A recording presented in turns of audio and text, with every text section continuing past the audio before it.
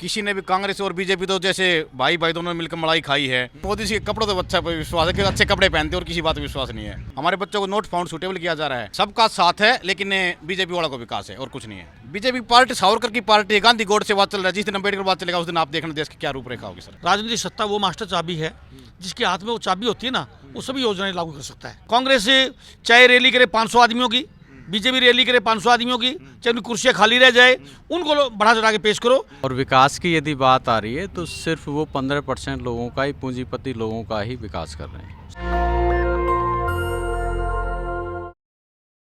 हम अभी कराड़ी विधानसभा में हैं। दिल्ली चुनाव की सरगर्मियां जो है लगातार बढ़ती जा रही हैं। दिल्ली के मौसम के तापमान की बात करें तो वो तो लगातार गिरता जा रहा है, लेकिन राजनीतिक सरगर्मी जो है लगातार बढ़ती जा रही है। कराड़ी विधानसभा की बात करें तो यहाँ पे मुस्लिम और दलित बहुल इलाका है और सभी पार्टियों की नज़र इस सीट पर है। ऐसे में आज नेशनल कोऑर्डिनेटर आकाश आनंद जो कि बीएसपी के हैं, उन्होंने यहाँ एक जनसभा की है, चुनावी जनसभा। तो ऐसे में सभी पार्टियों की नज़र इस सीट पर है। लोग क्या बोल रहे हैं, जिस प्रकार से उन्होंने आम आदमी पार्टी से लेकर भाजपा और कांग्रेस सभी पे हमला बोला कि किसी ने भी जो है विकास को सही रूप से धरातल पे नहीं उतारा। हमारे साथ बहुत सारे भाई हैं। सर, क्या कहना चाहेंगे जिस प्रकार से अभी किराड़ी में चुनावी जनसभा हो रही है, आकाश आनंद कह रहे हैं कि किसी ने भी किराड़ी को ध्यान नहीं दिया, क्या कहेंगे आप? सबसे पहले तो मैं आपके चैनल का धन्यवाद करना चाहूँगा। नेशनल दस्तक का जो हर समय समाज की आवाज़ उठाता है। रही बात कराड़ी विधानसभा की, नहीं पूरे दिल्ली विधानसभा की बात, 70 की 70 सीटों की, किसी ने भी कांग्रेस और बीजेपी तो जैसे भाई भाई दोनों ने मिलकर मलाई खाई है। और उसके भी गुरु केजरीवाल जो आगे जो सबसे बड़ा बहरूपिया है, समाज को बहकाने का काम करता है। पूरे 11 साल में कोई भी काम नहीं, पूरी किसी कॉलोनी में चले जाओ, चारों तरफ आपने गड्ढे गड्ढे मिलेंगे। लेकिन वो तो कह रहे हैं ना कि हमने तो भाई लोगों को फ्री बिजली दी है, 200 यूनिट का है, पानी दिया है और क्या कह रहे हैं, मोहल्ला क्लिनिक दिया है। तो हम तो लगातार जो है आम आदमी के हक और हुकूक की बात कर रहे हैं। सर रही बात फ्री बिजली की, तो फ्री बिजली 200 यूनिट की बात की, 200 यूनिट में 600 रुपये होते हैं। और उसके एवज में जो इन्होंने कमर्शियल यूनिट है, जो हमारे कमर्शियल मीटर लगे हैं, उसके 4 गुना दाम बढ़ा दिए। और उसके बदले में हमारी क्या क्या चीज़ ले ली। रही बात मोहल्ला क्लिनिक की, वहाँ आप चले जाओ, किसी एक मोहल्ला क्लिनिक में दवाई की एक पैकेट ही दिखा दो, आप क्या करोगे? आप बताओ, मोहल्ला क्लिनिक दवाई नहीं मिल रही हो? नहीं, बिल्कुल नहीं मिल रही। और भाजपा को लेकर क्या करें? भाजपा को लेकर भी हमला बोल रहे हैं, लेकिन मोदी जी पर विश्वास नहीं है आप लोगों को?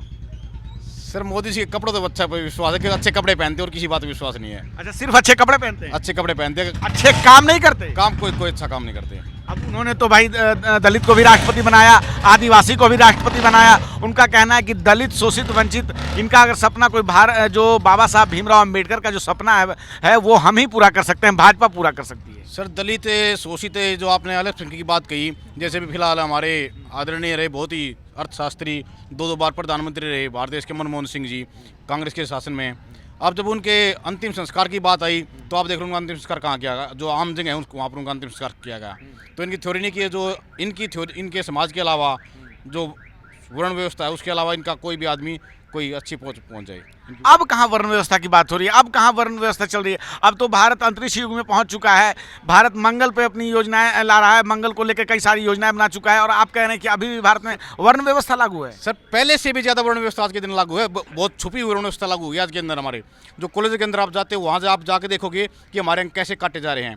आप नौकरी में इंटरव्यू देखे जाओगे, हमारे अंक कैसे काटे जा रहे हैं। हमारे बच्चों को नोट फाउंड सूटेबल किया जा रहा है। वहाँ आप देखोगे सबसे ज़्यादा अंक हमारे बच्चों के होते हैं, लेकिन वहाँ पर NFS लिख दिया जाता है, नोट फाउंड सूटेबल। लेकिन आप जब अंदरूनी निकाल के देखोगे सबसे ज़्यादा अंक हमारे बच्चों के मिलते हैं। बहुत ही गहरा आप वर्ण व्यवस्था। मोदी जी जो बता रहे हैं कि सबका साथ है, सबका विकास है, ये क्या है? सबका साथ है लेकिन बीजेपी वाला को विकास है और कुछ नहीं है। बीजेपी वालों का विकास? बीजेपी वाला को विकास है और किसी का नहीं है। तो आप भी बीजेपी में जाइए, इसमें क्या दिक्कत है? हमने जाना नहीं, हम तो खुद अपना शासन बनाएंगे, बहुजन समाज का शासन लेके आएंगे, साहब काशीराम का शासन लेके आएंगे हम तो। क्यों? बीजेपी भी तो इस देश की पार्टी है, बीजेपी में क्या दिक्कत है? बीजेपी पार्टी सावरकर की पार्टी है, गांधी गोड से बात चल रहा है। जिस दिन अम्बेडकर बात चलेगा उस दिन आप देखना देश की क्या रूपरेखा होगी। सर अच्छा, बीजेपी सावरकर की पार्टी है? हाँ जी। और वो अंबेडकर साहब के सिद्धांतों का ध्यान नहीं रखती? नहीं सर, ये तो बहरूपिया है। तो संविधान को माथे से कौन लगाता है? सर क्या आपने मोदी जी को संविधान को माथे से लगाते नहीं देखा? सर संविधान लगाने से क्या होगा? आप ये देखो, पूरे देश के अंदर एक बहुजन समाज पार्टी है जिसका मैनिफेस्टो भारतीय संविधान है, जिसको बचाने का काम कर रही है बीएसपी। और जब जैसे सत्ता में आएगी तो पूर्ण रूप से बीएसपी भारतीय संविधान को लागू करेगी।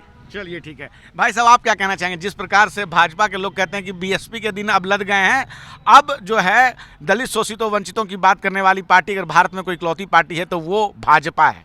देखिए ऐसा है, ये नाम के लिए तो बहुजन समाज पार्टी कि जो भी पुराने नेता हैं या साथी हैं उनको तोड़कर अपने साथ कर लेते हैं, लेकिन बीएसपी या बहुजन समाज का कोई भी हित इनके पास सुरक्षित करने के लिए कुछ भी नहीं है।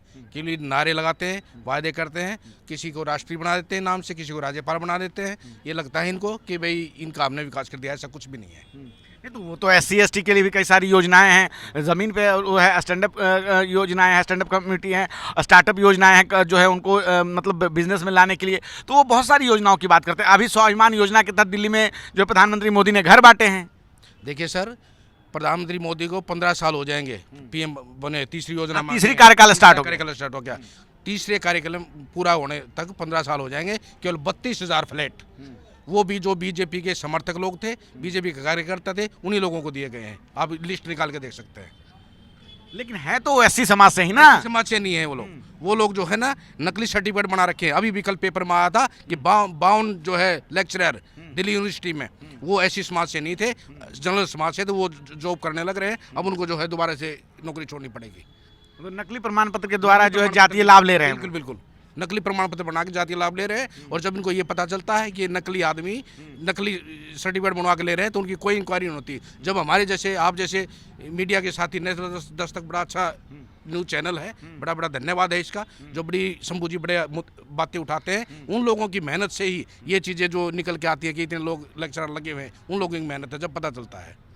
तो ये जो प्रधानमंत्री मोदी कहते हैं सबका साथ सबका विकास, इस नारे पे आपको विश्वास नहीं है? बिल्कुल भी नहीं है साहब, हमें तो इस पर बिल्कुल भी विश्वास हो ही नहीं सकता, क्योंकि कांग्रेस हो चाहे भाजपा हो चाहे आम हो, एक नागनाथ है, एक सांबनाथ है, एक बिच्छूनाथ है। साहब काशीराम भी कहते थे कि जो है ये दोनों पार्टियां अब ये तीसरी भी शामिल हो गई, इन पर विश्वास मत कीजिए। आप अपने संगठन पर ध्यान दीजिए, बहुजन समाज पार्टी की सरकार बनाइए और अपने हक हुकूकों के लिए अपना।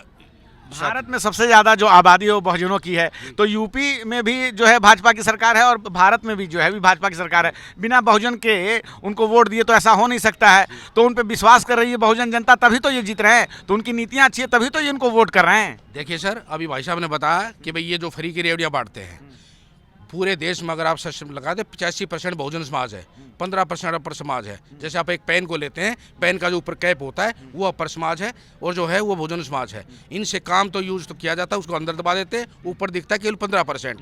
85% से खाली ये काम लेते हैं, इनका काम करते नहीं है। मीडिया इनका है, मीडिया में बातें छुपाते हैं कि ये छाप दो, आज ये कर दिया, वो कर दिया, ऐसा कुछ भी नहीं है। बहुजन समाज पार्टी की जब भी 4 बार की सरकार पड़ी मायावती जी की, बहुजन समाज पार्टी के खासकर SC ST के लोग थे, उनको सबको 1-1 एकड़ जमीन उन्होंने बेंजीन दी और एक कानून बना दिया गया कि ये जो 1 एकड़ जमीन में दे रहे हूँ ये आप कभी बेच नहीं पाएंगे। लेकिन इन लोगों ने क्या किया, नकली वायदे किए, उन लोगों को बहलाया फुसलाया। मीडिया हमारे को कोई मैं तो नहीं देती है, खाली आप जैसा जो मीडिया है थोड़ा बहुत हमारा साथ देता है। उनकी गलत रिपोर्ट दे करके उन लोगों का वोट अपने पक्ष में डलवाया और बसपा की सरकार वहाँ नहीं बनने दी गई। चलिए ठीक है, तो हम हैं अभी किराड़ी विधानसभा में, हमारे साथ एक और भाई साहब हैं। जिस प्रकार से अभी आकाश आनंद साहब ने सभी पार्टियों पे हमला बोला है, क्या कहना चाहेंगे? उनका कहना है कि सभी पार्टियां जो है दिल्ली की जनता को ठग रही है, भाजपा पे वो आरोप लगा रहे हैं कि देश को भी ठग रही है। देखिए साथी, मैं हरियाणा प्रदेश से हूँ और हरियाणा प्रदेश की जो एक किराड़ी विधानसभा है, ये हरियाणा प्रदेश से बिल्कुल लगती हुई है, बॉर्डर पे है। तो हमारा भी यहाँ पे दायित्व बनता है, क्योंकि हमारे भारी संख्या में साथी जो हरियाणा के लोग यहाँ पे रहते हैं, हम उनसे मिले हैं, उनको हमने समझा बताया है। और मैं हरियाणा प्रदेश में कार्यकारिणी मेंबर हूँ BSP का, आज़ाद चोपड़ा मेरा नाम है।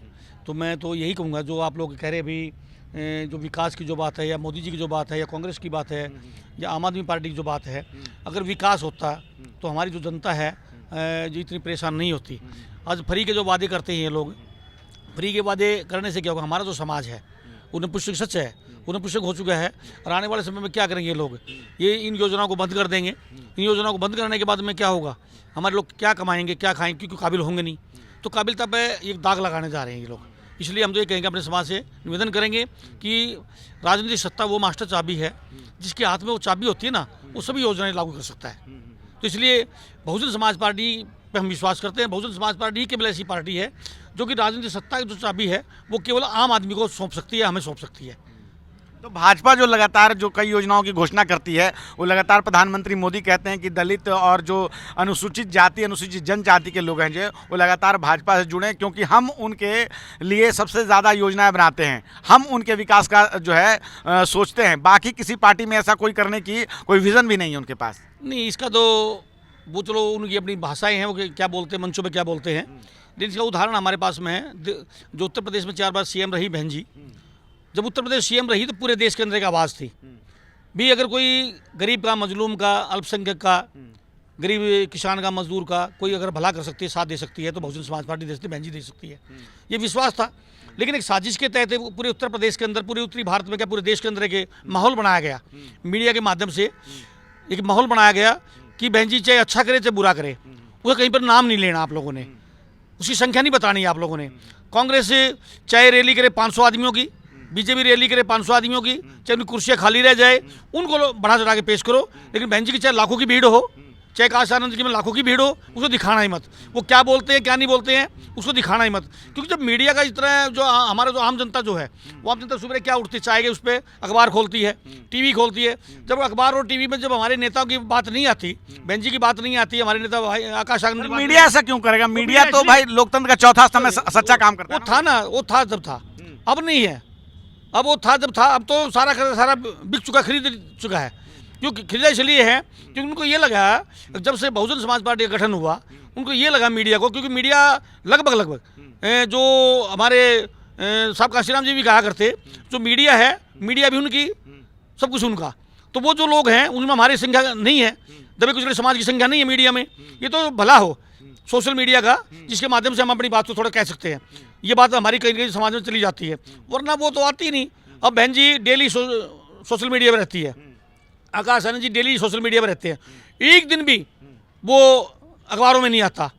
अखबार हाँ, बहन जी कोई गलत शब्द निकल जाए, जिस तरह भी आकाश आनंद जी ने कोई साड़ी का कोई मामला उठाया था द्रौपदी का, वो पूरी मीडिया ने उठा दिया, वो चला खूब। लेकिन जो बात विकास की बात करते हैं, हम ये करेंगे, जो बहन जी ने विकास के उत्तर प्रदेश में, वो नहीं बताएंगे। या ये समाज को भाईचारा बनाना चाहते हैं, ये धर्म के नाम पर नहीं लड़ाना चाहते, ये जाति के नाम पर नहीं लड़ाना चाहते, ये भाईचारा बनाना चाहते देश के अंदर, वो नहीं बताएंगे हमें। लेकिन हमारा समाज जो बहक चुका है अखबारों के माध्यम से, टीवी के माध्यम से, मैं तो उनसे निवेदन करूंगा कि साहब कांशीराम जी कहा करते, जब चुनाव हो उससे कम से कम 1 महीना पहले, उससे 1 महीना पहले आप टीवी और अखबार लेना बंद कर दो, देखना बंद कर दो, तुम्हारी सरकार बन जाएगी। यही मैं लोगों से अपील करूंगा कि आप लोग केवल सोशल मीडिया पर विश्वास करो। सोशल मीडिया भी वो जो हमारे समाज की आवाज़ को उठाता है, जो हमारे समाज से संबंधित है। धन्यवाद जी। भाई साहब क्या कहना चाहेंगे आपकी, जिस प्रकार से भाजपा कह रही है कि आम आदमी मतलब कि जो सपनों का भारत है, जो बाबा साहब का जो संविधान है उसको हम ही लागू करते हैं, बाकी कोई पार्टियां नहीं करती है। बसपा को लेकर भी उनका यही राय है। देखिए, इसमें जो बीजेपी जो बोल रही है उसकी करनी और कथनी में बहुत अंतर है। आप देखिएगा कि जिन स्टेट में बीजेपी की गवर्नमेंट चल रही है, वहाँ पर सबसे ज़्यादा अत्याचार जो है दलित समाज के ऊपर हो रहा है, और उन्होंने कोई भी ऐसा एक्शन वहाँ नहीं लिया है जिससे कि ये साबित होता हो कि वो परम पूज्य बाबा साहब की बात को मान रहे हैं और वो रियली चाहते हैं कि हिंदुस्तान के अंदर संविधान के तहत काम हो। संविधान को माथे से लगाते हैं। आपने कई बार ये फोटो देखी होगी प्रधानमंत्री नरेंद्र मोदी की।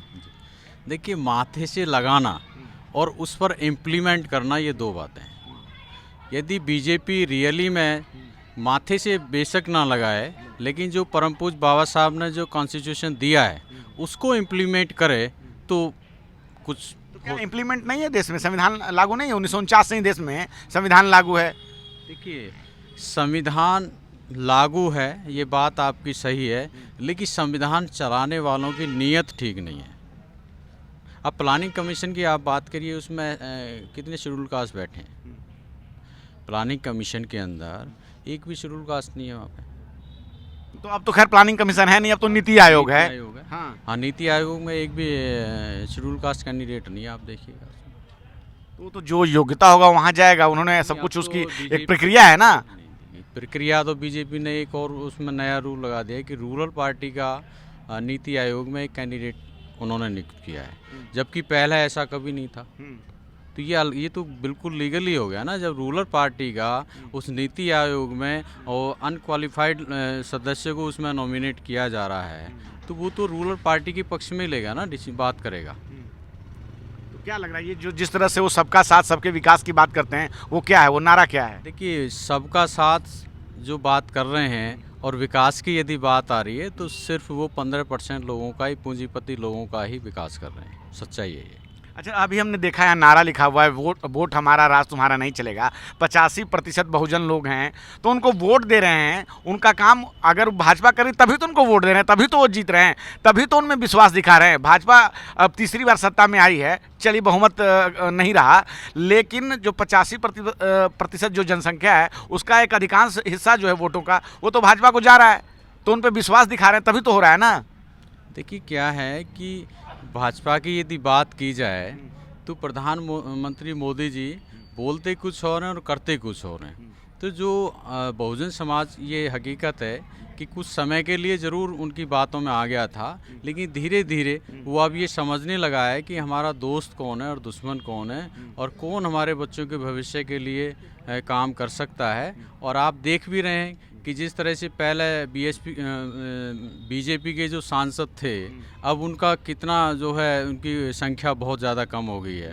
और मैं ये पूर्ण विश्वास के साथ कह सकता हूँ कि आगे जब भी चुनाव होगा तो बीजेपी बहुत दूर चली जाएगी सत्ता से। बीजेपी वालों का कहना है कि बसपा के दिन जो है अब वो लद चुके हैं, अब जो है बहुजन का कहीं ना कहीं विश्वास भाजपा है। क्या कहेंगे, आखिरी सवाल? देखिए, इसमें सबसे बड़ा कारण ये था कि जो हमारे बहुजन समाज के, जो मैं अपने खासकर दलित भाइयों की भी बात करता हूँ, वो कुछ समय के लिए बहकावे में ज़रूर आ गए थे, लेकिन आज वो दोबारा से समझ चुके हैं कि हमारा भला सिर्फ और सिर्फ बहुजन समाज पार्टी के अंदर है और कोई पार्टी हमारे समाज का भला नहीं कर सकती है। चलिए, धन्यवाद सर। Thank you sir. तो हम अभी किराड़ी विधानसभा में हैं और अभी बसपा के नेशनल कोऑर्डिनेटर आकाश आनंद यहाँ पे आए और जिस प्रकार से उन्होंने सभी राजनीतिक पार्टियों पे हमला बोला कि किस प्रकार से फ्री बिजली, फ्री शिक्षा देकर आपके हक और जो हुकूक की लड़ाई है उसको कमज़ोर करना चाहते हैं। भाजपा पे उन्होंने निशाना साधा कि भाजपा दिखावे के लिए तो संविधान को माथे पे लगाती है, लेकिन संविधान में जो आरक्षण है उसको लगातार कमज़ोर कर रही है। क्या सोचते हैं आप अपनी राय हमें ज़रूर बताएं।